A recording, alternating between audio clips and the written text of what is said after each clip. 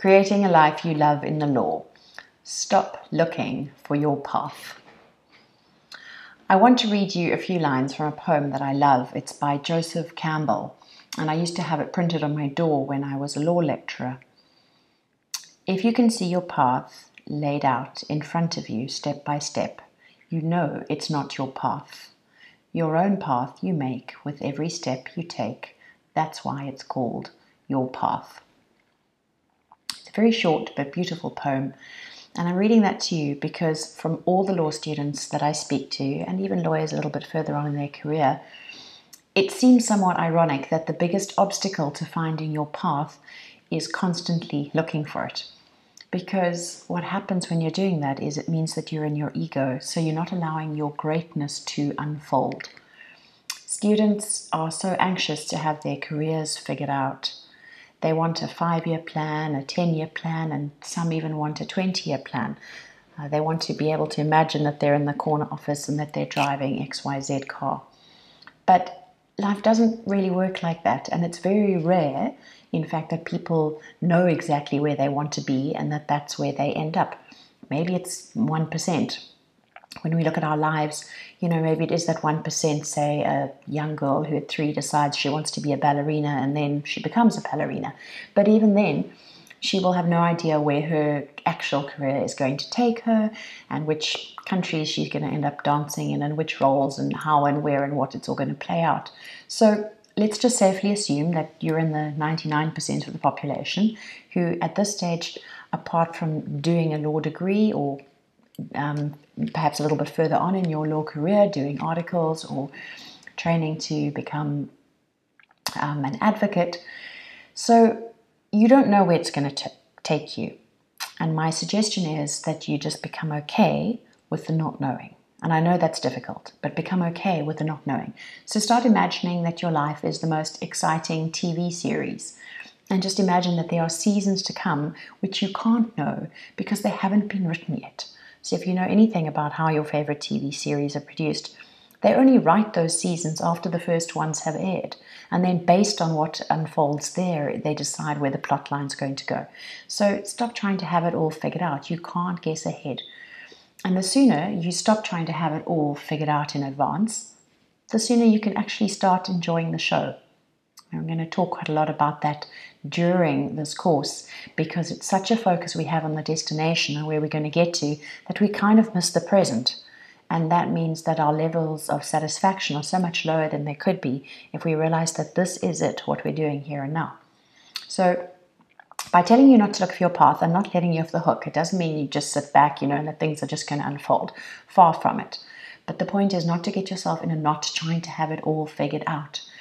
There is such an emphasis, especially at the moment, if you look at social media and, inspirational Instagram quotes and posters. It's all about finding your purpose and your why. And it can feel very pressurized if you don't have things figured out. But the fact is most people don't have things figured out. People discover their life's work at all different stages of their lives. So for very few, it's early. For some people, it's in the middle of their lives. And then for others, it's much later, towards the end of their lives, that their biggest contribution is actually made. Because sometimes we need to have developed a certain amount of wisdom before we can make our biggest contribution. So figuring out what you're here to do is not something that you can apply brute force to, or just the force of your intellect, that you can sit down and, create that plan and you can force your way through it. The other thing that's important to remember is that in your 20s and 30s, most of us are still trying to fulfill our so-called deficiency needs. So we are going through certain stages in our own development and we may not be as far ahead as we think. So we're going to look at that for a moment. This diagram is called the 7 Levels of Personal Consciousness, and it's developed by an amazing man called Richard Barrett from the Barrett Values Center. And you can look that up. I'll give you a link shortly. If you look firstly just at the colored part, because I know there's quite a lot going on in this diagram, you'll see that it's divided into 7 levels. So 1, 2, 3 are the lower levels. And then you've got this level in the middle, which is level 4, the level of transformation. And that provides you entry to the next levels 5, 6, and 7. If you look on the side, you'll see in bold There's one word given to each of these levels. So the first level being about surviving. And that's really your physiological needs. So if you imagine as a baby, that's all you really are concerned with, is getting those immediate needs met. You need to be fed, etc. But even in our own existence, the bottom line is survival needs. So if you think of Maslow's hierarchy of needs, that's where this developed from. You need to be able to pay the rent, buy food, etc.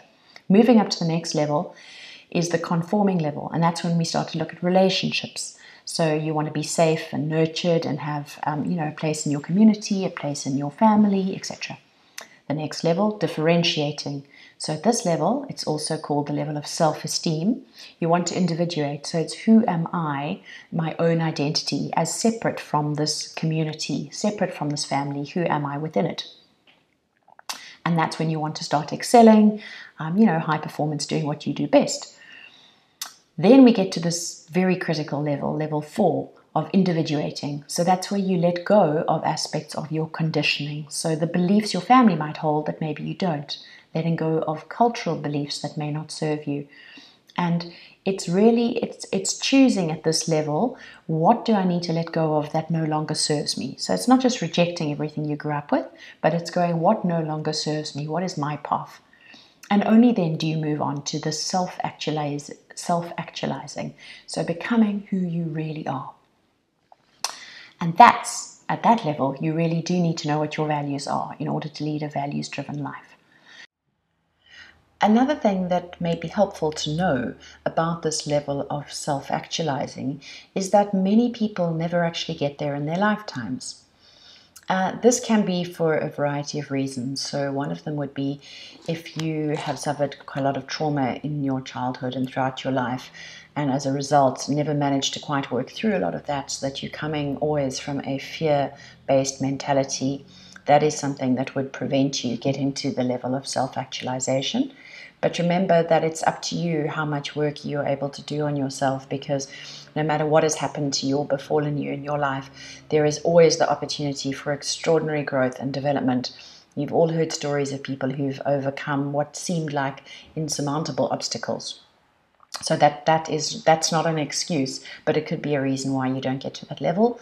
Another thing could be if you never get to a level of financial security, which keeps forcing you back to that survival level, just taking care of immediate needs, that would stop you from getting to the level of self-actualization. But when we look at patterns over, sort of generalizations, you would see that people generally only reach that level 5 around the ages of sort of 40 to 50. So that could happen in a variety of ways, and I'm just going to read to you a small paragraph from the book, which is called The New Leadership Paradigm. It's by Richard Barrett, who developed all of this model, and is an extraordinary man just in terms of his thinking, bringing in a lot of things, theories from other places like spiral dynamics that you may have heard of. So The New Leadership Paradigm is an amazing book, but there's a lot in it. So don't get too sidetracked unless this stuff is of particular interest to you.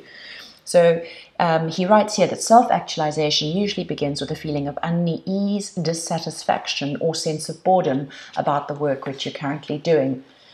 Somehow the work is no longer challenging, there's no passion there for you and no sense of creativity. It's not pushing you to grow and develop, and you start feeling a pull towards something else which is more meaningful to you personally. You feel a pull towards personal fulfillment that your job no longer provides. Uncovering that sense of purpose that brings passion to your life and gives you a deep sense of meaning is what self-actualization is all about.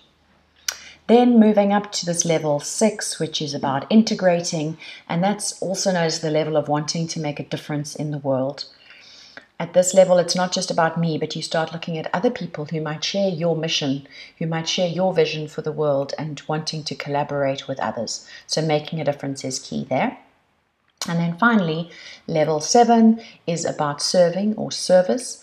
And that's where you're looking at the sort of the contribution you came here to make. So it's more about leaving a legacy, and it's the focus is not on me and ego anymore. And of course, some people get there a whole lot earlier, and some people never reach that stage. A couple more notes just to help put this in perspective. These aren't sort of rational, linear things that you go through step by step by step. It's far messier than that. You may have some event in your life, like the loss of a partner or massive financial instability, that actually pushes you right back to, levels 1 and 2. So things can change. It's not always, sort of an upward progression. And then to know that not everybody is able to move through all of these levels. And then to know that some people come here and really early on in their lives, they absolutely are here. I can already think of some millennials and people even younger who've come into the world, and in their teen years they already are making a huge contribution and are about service to humanity. You may want to think of some of those people who inspire you. But otherwise, it is helpful to have this in mind. Another way of looking at this model is to look at how level 1 is about our survival needs. So that's often physically, taking care of ourselves, which is why money is so important, because we need food and shelter, etc. The next 2 levels are about taking care of our emotional needs. Then we move up to the level of transformation, where you move into the intellect, but some people get stuck there, wanting to just understand everything when there's so much that actually isn't knowable. And then levels 5, 6, and 7 are about really moving into that higher sphere and looking at things from a more spiritual perspective, like a bigger perspective. And by spiritual, I don't mean necessarily that you have to believe in God or any particular religion whatsoever. It's just about understanding that people aren't at the center. We don't control everything. There is a whole world which is so much bigger and so much that we can't know. So it's kind of surrendering to the mystery of not knowing. It is immensely helpful to take this personal values assessment. So it's called a PVA for short, and you'll find it on the Barrett Value Center website. It takes, no more than about 10 minutes, because what you will be doing is picking your list of personal values from a list that is provided to you. Please note that these are your current values and not your aspirational values. So you don't choose, what you would like to have as your values, but what are your actual values?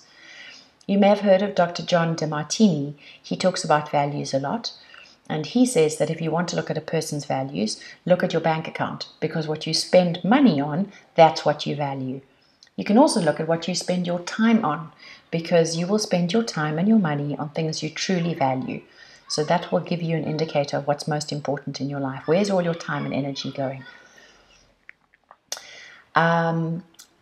What else? So you may want to actually engage with this value survey when you get it. You get sent emailed a printout, and it will give you your values according to these different levels. It will help you give a sort of framework on where you're at right now. And what I want to encourage you to do is to use this. So put it on your wall, stick it in your journal, and actually engage with your values. When you have a big decision to make about, moving house or something that's big, look at your values and see if they can help you make your decision. Also, if you have a partner or a friend, you may like to discuss with them your values so that they become more a part of how you live, not just an intellectual exercise, but that you actually use them in the way that you live your life. Because having a vision-led and values-driven life will make it extraordinary. I hope that this has been of use, and please don't forget to do your Barrett Value Center survey, the PVA Personal Values Assessment.